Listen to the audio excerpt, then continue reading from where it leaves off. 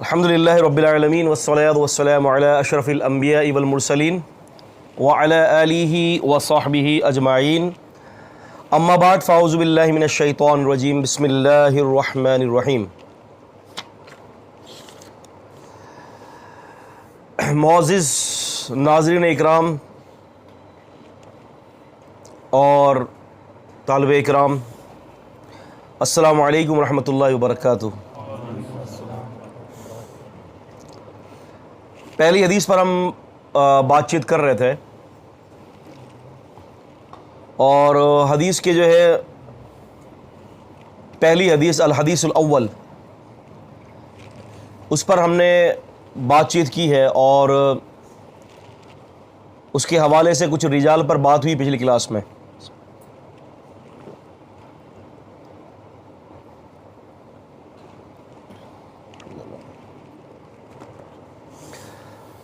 امام بخاری رحمہ اللہ کی صحیح بخاری کی یہ جو درس ہے، اس کے اندر امام بخاری نے کئی سارے مسائل کا ذکر کیا ہے اور حقیقت کے اندر اس کے اندر بہت سارے علوم ہیں۔ پہلی حدیث پر ہم بات چیت کر رہے تھے، نبی کریم صلی اللہ علیہ وسلم فرماتے ہیں سمعت رسول اللہ صلی اللہ علیہ وسلم،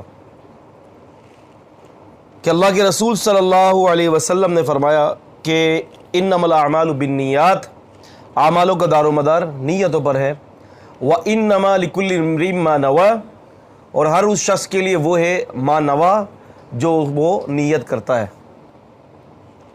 فمن كانت ہجرتہ الی دنیا یصیبها، بس جس کی ہجرت دنیا کے لیے ہے کہ وہ اس کو دنیا حاصل ہو جائے، او الی امرأۃ ینکحها، یا کسی عورت کی غرض سے کہ وہ اس سے نکاح کرے، تو اللہ کے رسول صلی اللہ علیہ وسلم فرماتے ہیں کہ فہجرتہ الی ما ہاجر الیہ، تو اس کی ہجرت اسی کے لیے ہوگی کہ جس کے لیے وہ ہجرت کرتا ہے۔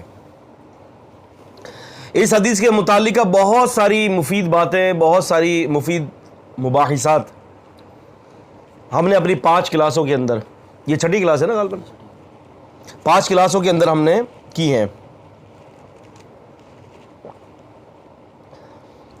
ابھی کی جو کلاس ہے اس کے اندر کچھ باتیں سمجھنی ہیں، پھر انشاءاللہ ہمارا کتاب الایمان جو چیپٹر ہے وہ آج ہی شروع ہو جائے گا، کیونکہ کتاب الوحی کے اندر ہم نے ابتدا میں بات کرنی تھی اور کتاب الوحی کے اندر جو ساری جو روایات جو پیش کی ہیں ان سب پر بات چیت نہیں کر رہی، ورنہ اگر ہم اس طرح سے کریں گے کہ پورے ابواب کو مکمل طور پر پڑھیں گے تو پھر پتہ نہیں کتنے سال لگ جائیں گے۔ اس حدیث کا جو سبب بتایا جاتا ہے وہ یہ ہے کہ ایک شخص نے ام قیس نامی خاتون کو پیغام میں نکاح بھیجا۔ حافظ ابن حجر رحمۃ اللہ علیہ نے فتح الباری میں ذکر کیا ہے، پیغام نکاح بھیجا اور اس خاتون نے یہ شرط لگائی کہ تم ہجرت کر کے میرے پاس آ جاؤ تو میں تم سے نکاح کروں گی۔ تو وہ شخص جو ہے ہجرت کر کے جو ہے مدینہ پہنچے اور پھر ان سے نکاح کر لیا۔ جن سے نکاح کیا اس خاتون کو مہاجر ام قیس رضی اللہ تعالی عنہ کا نام دیا گیا ہے روایات کے اندر۔ اور جب اللہ کے رسول کو پتہ چلا کہ ام قیس کے لیے، مہاجر ام قیس کے لیے ان کے خاوند نے ہجرت کی شادی کے لیے، تو بعض روایت میں آتا ہے کہ جی اللہ کے رسول صاحب نے پھر یہ فرمایا کہ جس نے ہجرت کی کسی عورت کے لیے ینکحها، کہ وہ اس سے نکاح کرے گا، فہجرت و ما ہاجر الیہ، تو پھر اس کی ہجرت اسی کے لیے جس کے لیے اس نے وہ ہجرت کی ہے۔ فیض الباری میں انور شاہ کشمیری نے یہی سبب بیان کیا ہے، لیکن بات یہ ہے کہ یہ بات غلط ہے، یہ بات غلط ہے۔ یہ بات غلط اس لیے ہے کہ رسول اللہ صلی اللہ علیہ وسلم کی یہ حدیث کہ جس نے دنیا کے لیے یا کسی عورت کے لیے ہجرت کی تو اس کی ہجرت اسی کے لیے ہے، اس کا تعلق قصہ ہے مہاجر ام قیس کے ساتھ نہیں ہے. سمجھ رہے؟ یہ ایک عام بات تھی اللہ کے رسول صلی اللہ علیہ وسلم کی، آپ نے ان پر رکھ کر نہیں یہ بات کہی تھی. تو لہٰذا فیض الباری کے اندر انور شاہ کشمیری رحمہ اللہ نے جو بات کہی ہے، حافظ ابن حجر رحمہ اللہ نے اس کا رد کیا ہے، اور باقاعدہ اس کے بارے میں تفصیل سے اگر آپ دیکھیں کتابوں کے اندر موجود ہے. اور حافظ محدث گوندلوی رحمہ اللہ اور اسی طرح سے عبد المنان نورپوری رحمہ اللہ نے، انہوں نے بھی جو ہے اپنی کتاب کے اندر جو ہے اس کا باقاعدہ رد کیا ہے، اور یہ ذکر کیا ہے کہ صاحب فیض الباری کی یہ بہت بڑی غلطی ہے کہ انہوں نے اس کا ذکر کیا ہے. تو لہٰذا اس کا اس حدیث کے ساتھ کوئی تعلق نہیں ہے. یہ حدیث عام ہے.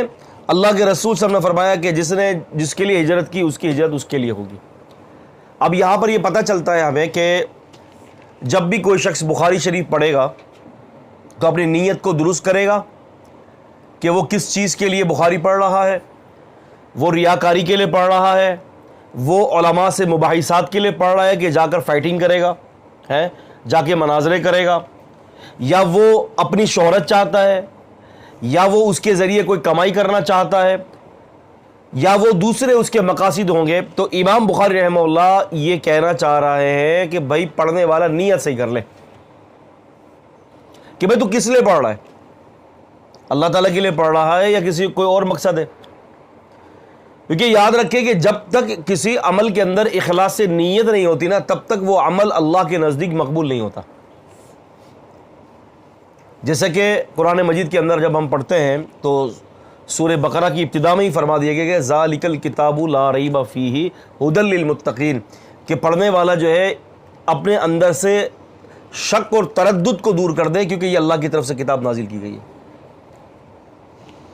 تو یہ باتیں ساری ذہن میں رکھنے کی ہیں، اور یہ باتیں انتہائی ضروری ہیں عزیزوں.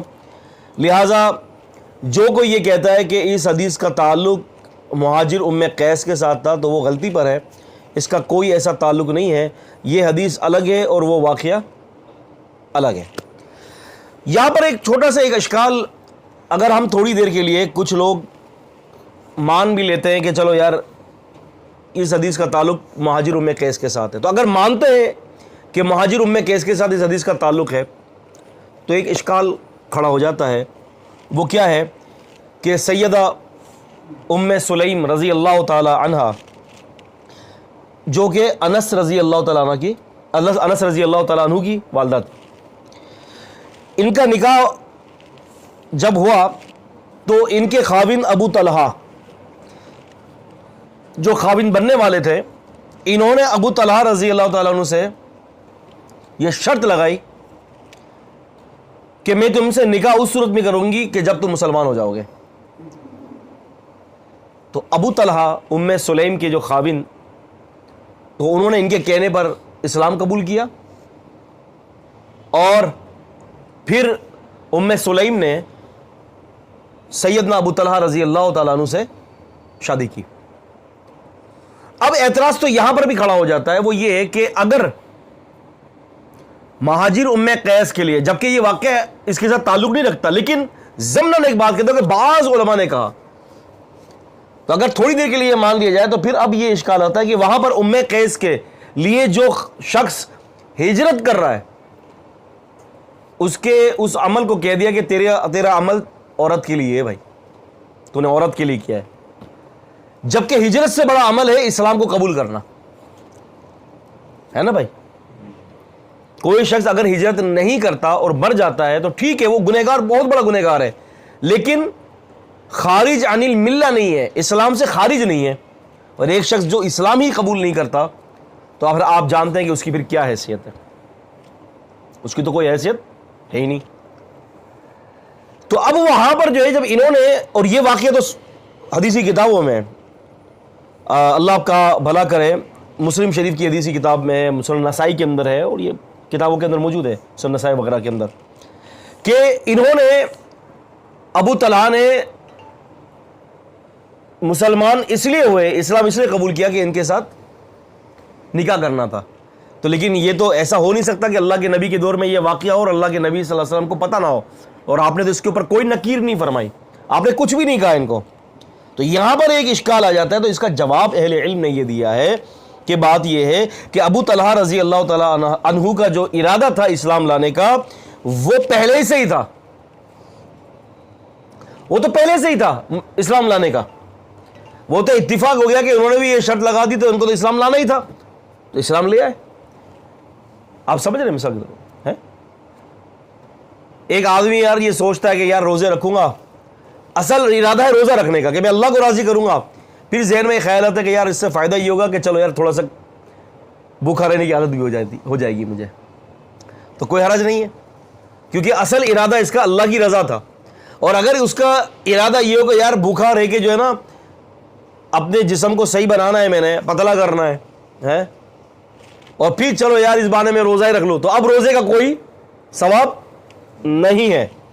روزے کا ثواب کب ملے گا کہ اگر وہ اللہ کے لیے ارادہ کرے, پھر ذیل میں اگر کوئی بات آ جاتی ہے چلو یار یہ بھی فائدہ مل جائے گا تو ٹھیک ہے. تو بالکل اسی طرح سے اس پر کوئی اشکال نہیں ہے, کیونکہ ابو طلحہ رضی اللہ تعالی عنہ پہلے سے ہی مسلمان ہونے کا انہوں نے قصد کر لیا تھا, ارادہ کر لیا تھا. تو لہذا یہ باتیں چند اس حدیث کے متعلقہ ہیں. ایک دفعہ ترجمہ سماعت فرما لیں کہ سیدنا عمر رضی اللہ تعالیٰ عنہ نے یہ فرمایا ممبر پر کہ سمعت رسول اللہ صلی اللہ علیہ وسلم, کہ میں نے اللہ کے رسول صلی اللہ علیہ وسلم سے سنا. اس کے اوپر ہم نے پچھلی کلاس میں بڑی تفصیل سے بات کی ہے کہ سمعت جب انہوں نے کہا کہ ممبر پر کھڑے ہوئے, تو کیا اللہ کے رسول صلی اللہ علیہ وسلم بھی ممبر پر کھڑے ہو کر آپ نے یہ خطبہ سنایا تھا؟ تو میں نے آپ کو ایک روایت پیش کی تھی, اور اس روایت سے میں نے آپ کو یہ بتایا تھا کہ نبی علیہ السلام نے یا ایھا الناس کہہ کے لوگوں کو خطاب کیا تھا, جس سے پتہ چلتا ہے کہ اللہ کے رسول صلی اللہ علیہ وسلم بھی خطبہ وغیرہ دے رہے تھے. تو بہت ساری باتیں تھیں, الحمدللہ 5 کلاسوں سے مراد ہمیں اسی حدیث کی تمہید پر 5 گھنٹے گزر چکے تھے, یعنی 5 گھنٹے کی بحث ہم نے کی اللہ تعالیٰ کی توفیق سے. تو ابھی جو ہے یہ ہے کہ رسول اللہ صلی اللہ علیہ وسلم کی حدیث انما الاعمال بالنیات, اعمال کا دار و مدار نیتوں پر ہے. اب یہ عمل, نیت, یہ ساری باتیں کسی بھی چیز کو کرنے کے لیے لازمی ہے. ہمارے یہاں کیا ہوتا ہے احناف کے یہاں کہ وہ نماز پڑھتے وقت نیت اپنے الفاظ کے ساتھ کرتے ہیں, جبکہ جب الفاظ زبان سے ادا کیے جاتے ہیں تو اب وہ نیت باقی نہیں رہتی, وہ پھر ہو جاتا ہے الفاظ, ایک عمل ہو جاتا ہے. وہ نیت جو ہے وہ دل کے ارادے کا نام ہے, اور ایک ہوتی ہے نیت اور ایک ہوتا ہے ارادہ. کیا ہوتی ہے؟ ایک ہوتی ہے نیت اور ایک ہوتا ہے ارادہ. اہل علم نے ان الفاظوں پر بھی بحث کی ہے. محدث گوندلوی رحمہ اللہ جو ہماری جماعت کے بہت بڑے زبردست مایہ ناز محدث گزرے ہیں, وہ فرماتے کہ نیت میں دفع ضرر یا جلب منفعت کا قصد کرنا ہوتا ہے. یعنی نیت جو ہوتی ہے وہ یہ ہوتی ہے کہ کسی چیز کا ارادہ کرنا ہوتا ہے کہ یار یا تو کوئی ضرر کا مسئلہ ہو یا کوئی نفع کا مسئلہ ہو, اور ارادہ ہوتا ہے اس چیز کا نام جب وہ بندہ کوئی فعل کرتا ہے نا تو اس فعل کا نام ارادے کے ساتھ بن جاتا ہے. تو نیت اور ارادے کے اندر یہ فرق اہل علم نے واضح کیا ہے, جس کو حافظ ابن حجر العسقلانی رحمہ اللہ نے فتح الباری کے اندر جو ہے اس کے اوپر بڑی تفصیل سے بحث کیا ہے, اور محدث گوندلوی رحمہ اللہ اور عبد المنان نور پوری رحمہ اللہ نے بھی اس پر بڑی تفصیلی بات کی ہے. اب ہم اس کے ساتھ ساتھ جو ہے تھوڑا سا آگے بڑھتے ہیں, اور اب ہماری جو گفتگو شروع ہو رہی ہے وہ ہے کتاب الایمان کی. میں نے یہ بتایا تھا آپ کو کہ امام بخاری رحمۃ اللہ علیہ کا اور دیگر محدثین کا سب کا طریقہ کتاب کی ابتدا کے لیے مختلف ہے. کسی نے ایمان سے شروع کیا, کسی نے طہارت سے شروع کیا ہے, اور امام بخاری نے کتاب الوحی سے شروع کیا. اب ان سارے محدثین کی اپنے الگ الگ مقاصد تھے. جو کتاب ایمان سے شروع کر رہا ہے تو اس کا کہنے کا مراد یہ ہے کہ ایمان سب سے پہلے ہے. جو کتاب طہارہ سے شروع کر رہا ہے یا کتاب الوضو سے شروع کر رہا ہے تو ان کا مقصد یہ ہے کہ بھائی سب سے پہلی بنیاد توحید کے بعد نماز ہے اور اس کے لیے وضو شرط ہے، اس لیے ہم نے وضو سے شروع کیا ہے۔ اور امام بخاری نے فرمایا رحمہ اللہ کہ میں کتاب الوحی سے اس لیے شروع کر رہا ہوں کہ ہر عمل کی، ایمان کی، علم کی اور ہر عمل کی بنیاد وہی ہے، لہٰذا میں نے وہی سے شروع کیا ہے۔ اور ہم نے اپنی تیسری کلاس کے اندر اس کے اوپر، چوتھی کلاس کے اندر بڑی تفصیلی بات کی تھی کہ امام بخاری رحمۃ اللہ علیہ نے کون سی آیت کے ساتھ جو ہے وہ استدلال کیا ہے۔ وہ ہماری بات چیت ہو چکی ہے، جو کوئی اگر اس کو مزید پڑھنا چاہتا ہے یا سننا چاہتا ہے تو ہمارے تیسرے پروگرام کو وہ سن لے۔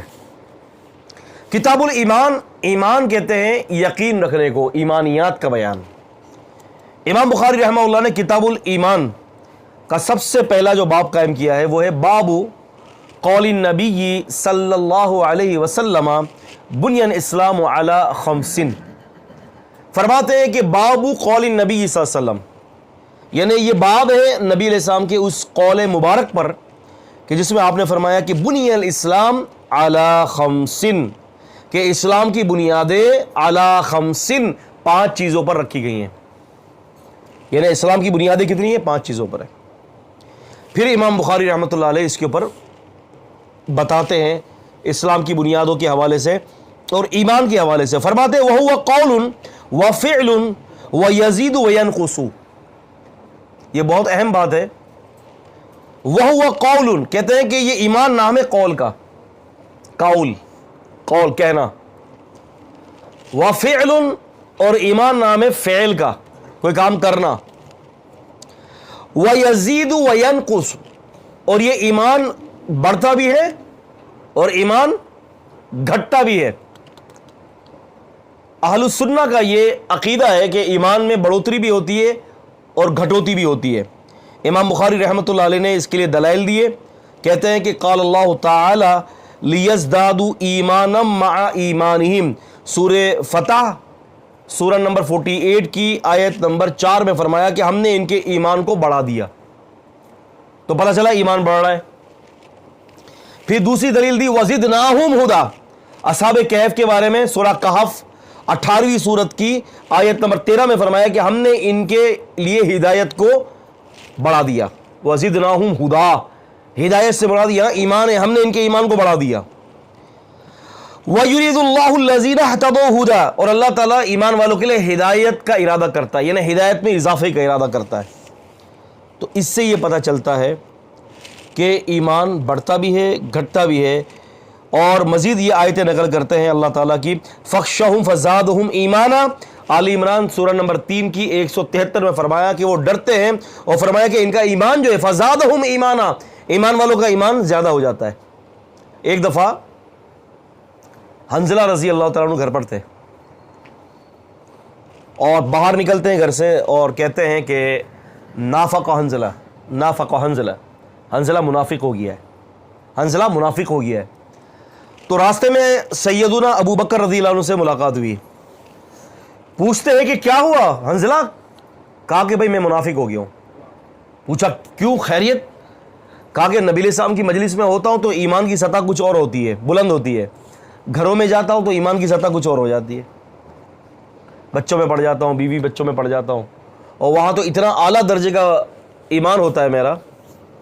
ابو بکر رضی اللہ عنہ فرماتے ہیں کہ یار حنظلہ یہ تو مسئلہ میرے ساتھ بھی ہے،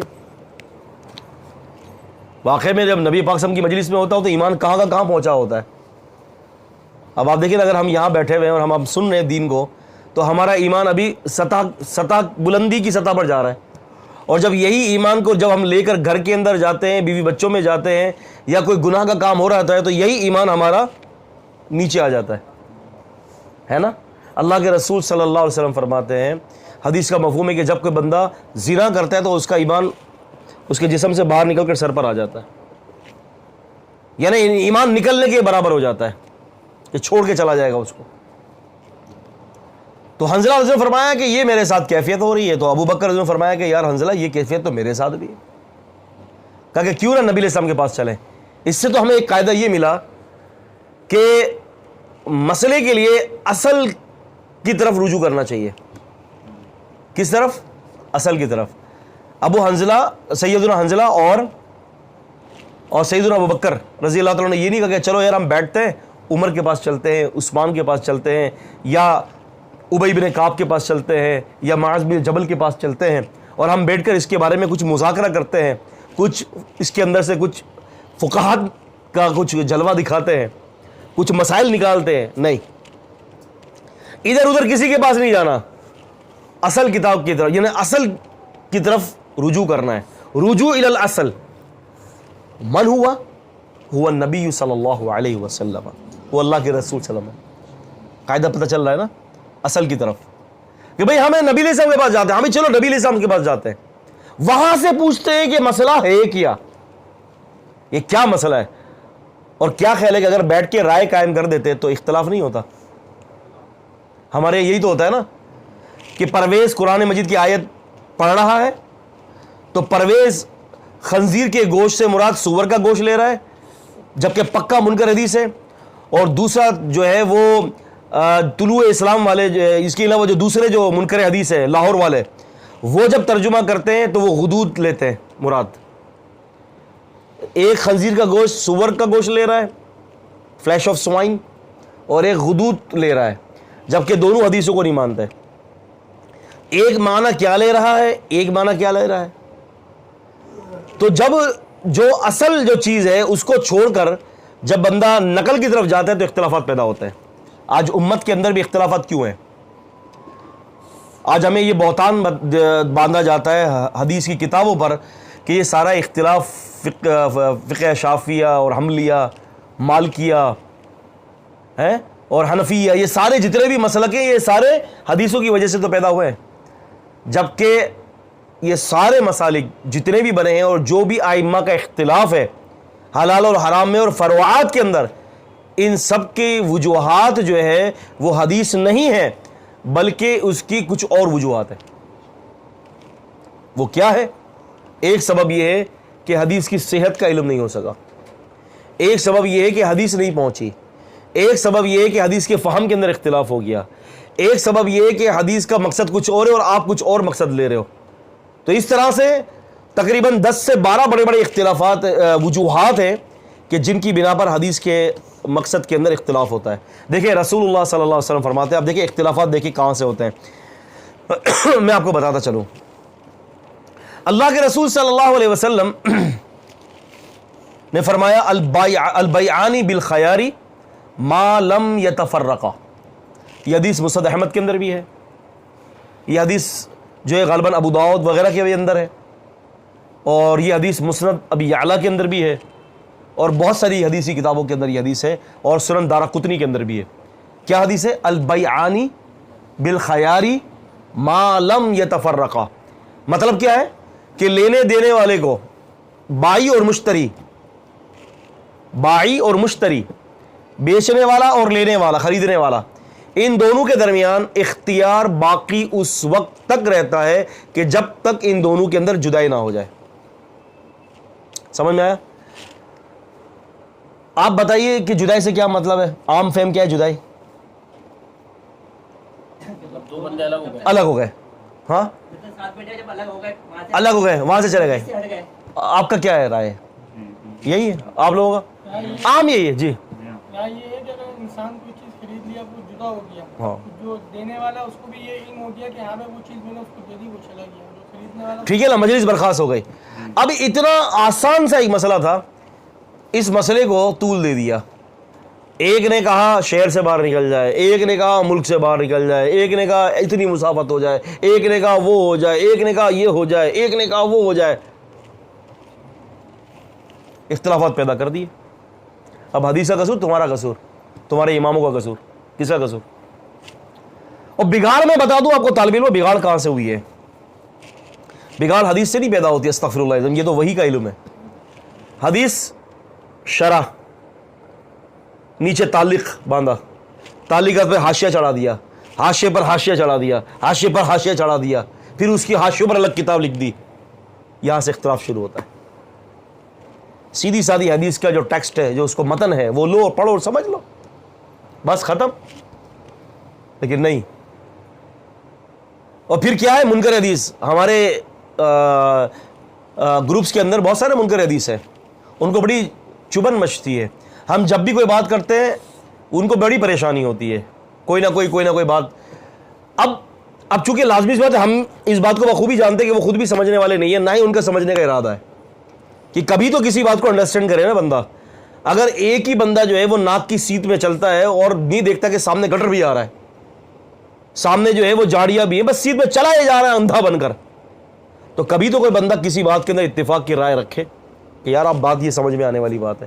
اگر ایک آدمی 100 باتیں کر رہا ہے تو کوئی نہ کوئی بات تو سچی ہوتی ہے نا, ہے بھائی. ابلیس آیا تھا رسول اللہ صلی اللہ علیہ وسلم کے دور میں, اس نے کہا تھا ابو ہریرہ رضی اللہ عنہ کو سوتے وقت آیت الکرسی پڑھ لیا کرو, تمام شیاطین سے محفوظ رہو گے. اللہ کے نبی نے فرمایا تھا کہ ابو ہریرہ تھا تو جھوٹا لیکن بات سچی کر گیا. تو بات یہ ہے کہ اس سے ہمیں یہ علم حاصل ہوتا ہے کہ اصل کی طرف رجوع کیا جائے, رجوع الی الاصل.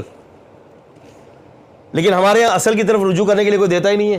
قرآن نہیں سمجھنا تمہارا کام نہیں ہے, اس کے لیے تو 20 علوم کی ضرورت ہے, 20 علوم کی. علماء کا کام ہے, تم پڑھو گے گمراہ ہو جاؤ گے. استغفر اللہ العظیم, اللہ کی قسم, ان ھذا القرآن یہدی للتی ہی اقوم, یہ قرآن تو سیدھے راستے کی رہنمائی کرتا ہے. اگر یہاں گمراہی ملی تو پھر کہاں سے ہدایت ملے گی؟ کیا بائبل میں ہدایت ملے گی تمہیں؟ بہشتی زیور میں ہدایت ملے گی, ہدایہ میں ہدایت ملے گی تمہیں, فتاوی عالمگیری میں ہدایت تمہیں ملے گی, در مختار رد مختار کے اندر ہدایت ملے گی. کہاں ملے گی ہدایت تمہیں؟ ہے بہار شریعت میں ہدایت ملے گی, فتاوی تاتار خانیہ میں ہدایت ملے گی, ہے فتاوی احمد رضا خان بریلوی میں ہدایت ملے گی. اللہ کی قسم اگر ہدایت کہیں ملنی ہے تو یہی کتاب ہے قرآن و حدیث. اور کہاں ہے ہدایت ملے گی؟ ہدایت تو یہاں رکھی ہوئی ہے بھائی. تو کہنے سے بڑی مراد یہ تھی کہ فوراً نبی علیہ السلام کے پاس آئے, کہا اللہ کے رسول صلی اللہ علیہ وسلم ہم آپ کے پاس ہوتے ہیں تو ایمان کچھ اور ہوتا ہے, اور جب ہم گھر جاتے ہیں تو ایمان کچھ اور ہو جاتا ہے, اس کا لیول. یہ کیا چکر ہے, ایمان اوپر نیچے جا رہا ہے. آپ نے فرمایا نبی صلی اللہ علیہ وسلم نے کہ اگر تمہارا ایمان وہی رہے جو میرے ساتھ رہتا ہے, جو میری مجلس میں ہوتا ہے نا, تمہارا ایمان بلندی کی سطح پر وہی رہتا ہے, اور وہاں سے جانے کے بعد بھی اسی سطح پر رہے, جبکہ ایسا ہو نہیں سکتا کہ کسی کا ایمان ایک ہی سطح پر ہمیشہ رہے, نہیں ہو سکتا, کیونکہ قرآن نے کہہ دیا کہ ایمان بڑھتا اور گھٹتا ہے. تو آپ نے فرمایا کہ اگر تمہارا ایک ہی سطح پر ایمان رہے نا, جو میرے ساتھ رہتے ہوئے تمہارا ایمان ہوتا ہے, تو تم سے چلتے وقت فرشتے اللہ تعالیٰ کے مصافحہ کریں گے. حدیث صحیح ہے نبی علیہ السلام کی. تو کیا پتا چلا کہ ایمان بڑھتا بھی ہے اور ایمان گھٹتا بھی ہے. پھر امام بخاری نے بہت ساری اور بھی آیتیں نقل کی ہیں جس سے وہ یہ ثابت کرنا چاہتے ہیں کہ ایمان جو ہے بڑھتے اور گھٹنے کا نام ہے. اب بات یہ ہے کہ ایمان کیا ہے. ایمان جو ہے, ایمان تصدیق بالقلب, دل کے ساتھ کسی چیز کی تصدیق کرنا. اقرار باللسان, زبان کے ساتھ اقرار کرنا. وعمل بالجوارح, اور جسم کے ساتھ عمل کرنا. یہ 3 چیزوں کا نام, یہ مرکب ایمان. آپ نے دل کے ساتھ تسلیم کر لیا, لیکن ابھی صرف تسلیم ہی کیا ہے. جب تک آپ زبان سے اقرار نہیں کرو گے تب تک اسلام کی حدود میں داخل نہیں ہوگے. اقرار کرنے کے بعد آپ کے لیے ضروری ہے کہ آپ اس کے اوپر عمل کرو. نبی علیہ السلام کے چچا نے, ابو طالب تھے نا, انہوں نے دل کے اندر تو تسلیم کر لیا تھا کہ یہ بات تو حق ہے نبی پاک صلی اللہ علیہ وسلم کی, حق جانتے تھے, لیکن کیا اقرار باللسان نہیں تھا اور عمل بالجوارح نہیں تھا. یہ ضروری تھا. تو ان کا اسلام قابل قبول نہیں ہوا. اللہ اکبر. یہاں پر امام بخاری رحمۃ اللہ علیہ نے 3 مقاصد کو حل کیا ہے کتاب الایمان میں. ایمان اسلام آپس میں باہم مربوط ہیں. قول فعل ایمان کے اندر داخل ہے. قول اور فعل, قول کس کو کہتے ہیں؟ کہنے کو. فعل کرتے ہیں کسی چیز کو, عمل کو. آپ نے کہا شہادت دی لا الہ الا اللہ, شہادت قول ہے, عمل کیا ہے؟ اب شہادہ کے اوپر زندگی بسر کرنے کا. ایک صحابی نے کہا تھا کہ ایک ہی وصیت کر دے جو مجھے سیدھی جنت میں لے جائے. اللہ کے رسول صلی اللہ علیہ وسلم نے فرمایا قل آمنت باللہ ثم استقم، کہ تو یوں کہے کہ میں اللہ پر ایمان لایا اور پھر اس کے اوپر استقامت ہمیشہ ہمیشہ کے لیے حاصل کر لے. ایمان لانا قول، استقامت حاصل کرنا وہ فعل ہے. یہ دونوں چیزیں ضروری ہے. اقرار تو کر چکے تھے، وہ اقرار باللسان بھی، تصدیق بالقلب بھی کر چکے تھے. تو یہ ساری چیزیں ہیں. اب یہاں پر میں نے بتایا کہ قول اور فعل داخل ایمان میں، اور ایمان میں کمی بیشی بھی ممکن ہے، جس کو امام بخاری نے قرآن مجید کی آیات سے ثابت کیا ہے. اب اس کے اوپر بہت سارا اس کے اندر تفصیلی مباحثات ہیں،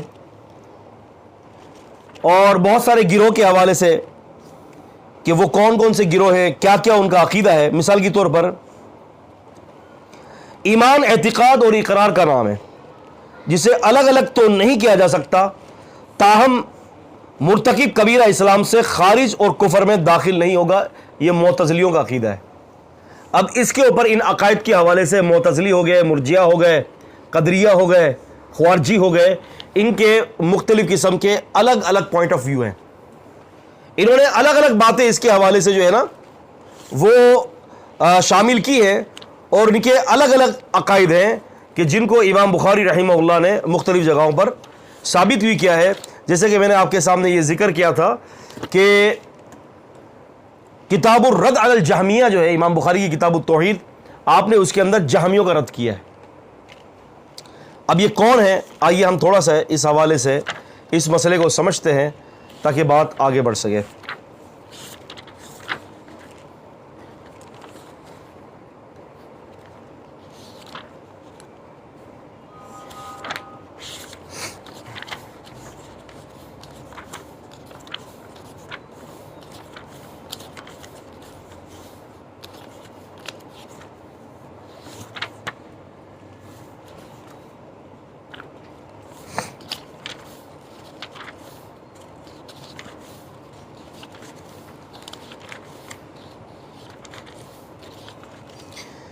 اللہ اکبر، استغفر اللہ العظیم.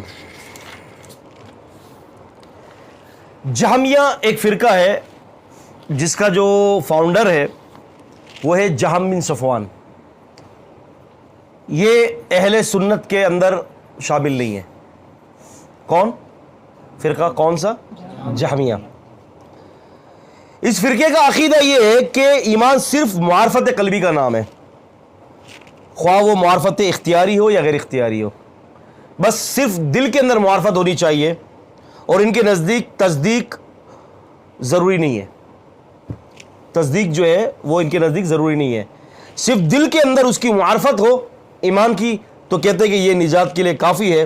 ان کے مذہب پر اگر دیکھا جائے تو ابو طالب مومن ہے. کیا ہے وہ؟ مومن ہے، کیونکہ دل کے اندر تو اس کی بات تھی نا یہ کہ یار یہ ایمان نبی صلی اللہ علیہ وسلم کی بات بالکل صحیح ہے، جیسا بھی میں نے بیان کیا. تو جہمیہ کے مطابق جو ہے وہ بڑا مومن بندہ تھا. اب آپ اندازہ کر لیں کہ جو نبی علیہ السلام کے چچا کو کلمہ پڑھانے کے اوپر زبردستی کوشش کرتے ہیں اور مسلمان کرتے ہیں، تو اب آپ اندازہ کر لیں کہ وہ پھر جہمیہ ہی ہے. پھر اس کے علاوہ کرامیہ جو ہے ایک اور گروہ نکلا، یہ محمد بن کرام کے متبعین ہیں. ان کے نزدیک ایمان کے لیے صرف اقرار باللسان کافی ہے. ان کے لیے کیا تھا؟ ان کے لیے تھا معرفت قلب. ان کے لیے کیا ہے؟ اقرار باللسان.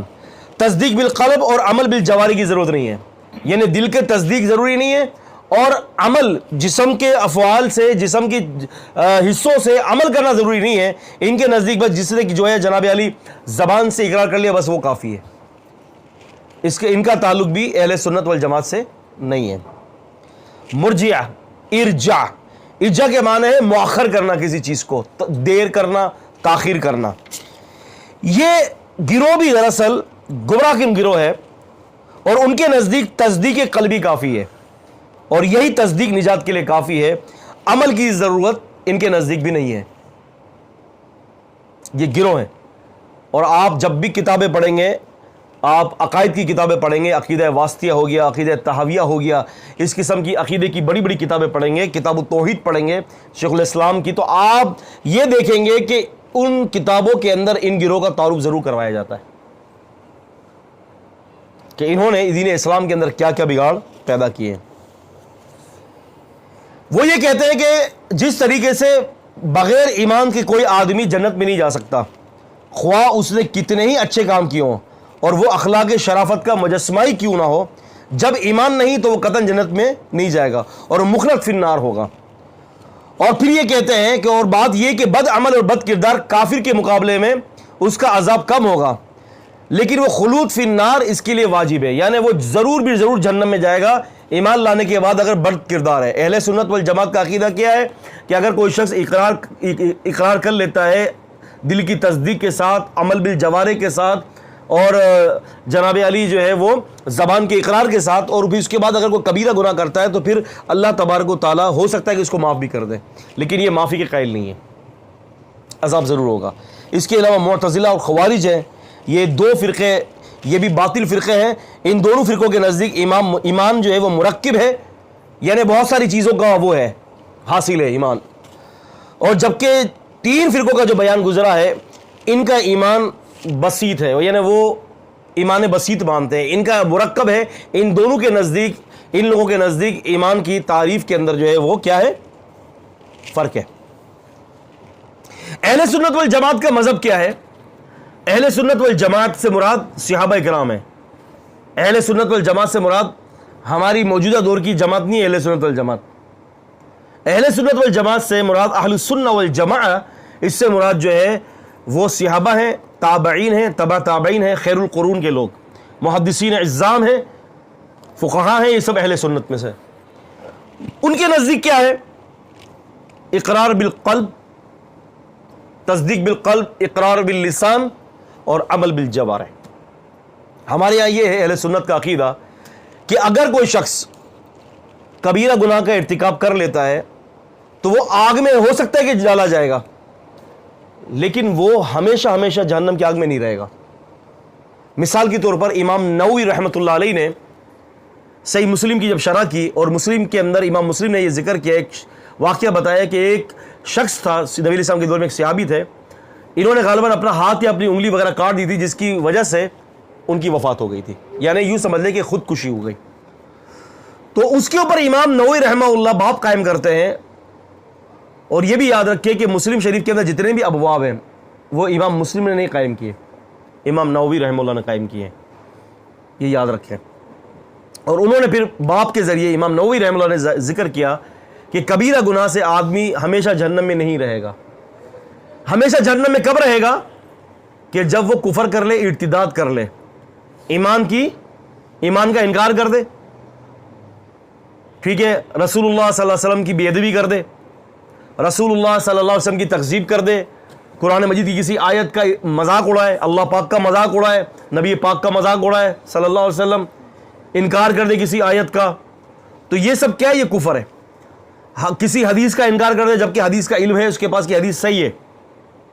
اور بہت سارے ایسے مفسرین اور ایسے لوگ پیدا ہوئے ہیں، شارحین، اور بہت سارے ایسے مفسرین ہیں کہ جو قرآن کی تفسیر لکھتے لکھتے جو ہے انہوں نے بہت ساری حدیث کو جو ہے انہوں نے تعویلات دے دی، ان کی سمجھ میں نہیں آئی، جس میں آپ کو مولانا مودودی رحمہ اللہ کی بھی مثال دوں گا، اللہ تعالیٰ مرحوم کی قبر کو منور فرمائے۔ اصل میں علوم حدیث کے حوالے سے وہ اس کے ابجد کو بھی غالباً وہ نہیں جانتے تھے، تو انہوں نے اپنی تفسیر کے اندر جو ہے سلیمان علیہ السلام کے 99 بیویوں کے اوپر بھی اعتراض کیا، اور اس طرح سے دیگر احادیث کے اوپر جو ان کی سمجھ میں نہیں آئی انہوں نے اس کے اوپر ہاتھ صاف کر دیا۔ ہم اللہ تعالیٰ سے گمان رکھتے کہ اللہ تعالیٰ ان کو معاف کرے، انہوں نے جان بوجھ کر نہیں کیا، لیکن اگر کوئی شخص جان بوجھ کر اگر انکار کر دیتا ہے، البتہ انکار تو کرنا ہی نہیں چاہیے، جان بوجھ کر ہو کہ عملاً ہو کہ قصداً ہو کہ عمدن ہو، دونوں ہی بندہ گناہ کا جو ہے وہ ارتکاب کرتا ہے۔ لیکن اگر کوئی شخص علم آتے ہوئے اگر کسی حدیث کا انکار کر دیتا ہے، علامہ سیوطی رحمۃ اللہ علیہ فرماتے ہیں کہ جس شخص کے پاس حدیث پہنچ جائے اور اس کو اس کی صحت کا علم بھی ہو جائے، اور اگر وہ شخص اس حدیث کو نہیں مانتا، انکار کر دیتا ہے، تو پھر اس کے لیے برابر ہے کہ وہ یہودی اور نصرانی ہو کے مرے یا وہ اسلام سے نکل جاتا ہے باہر۔ हमें मतलब बिसाक भाई इन्नमल अमालु बिन्नियत, नबी इस्लाम की हदीस है, इसमें कोई शक नहीं है। कोई कहता है मैं नहीं मानता इस हदीस को, तो क्या कहते हैं, उसने वही का इनकार नहीं कर दिया, तो फिर कहाँ से मुसलमान होगा? हैं, मुसलमान कहाँ से होगा? तो अजीज़ा गिरामी, स्यूती रहमुल्लाह के बकौल ये बात कि जो शख्स हदीस के इल्म होने के बाद कि उसकी सेहत का भी पता चल जाए कि ये नबी इस्लाम की हदीस है, फिर भी इनकार कर देता है, तो फिर ये कुफर है। आप समझ रहे, वो क्या है? वो कुफर है।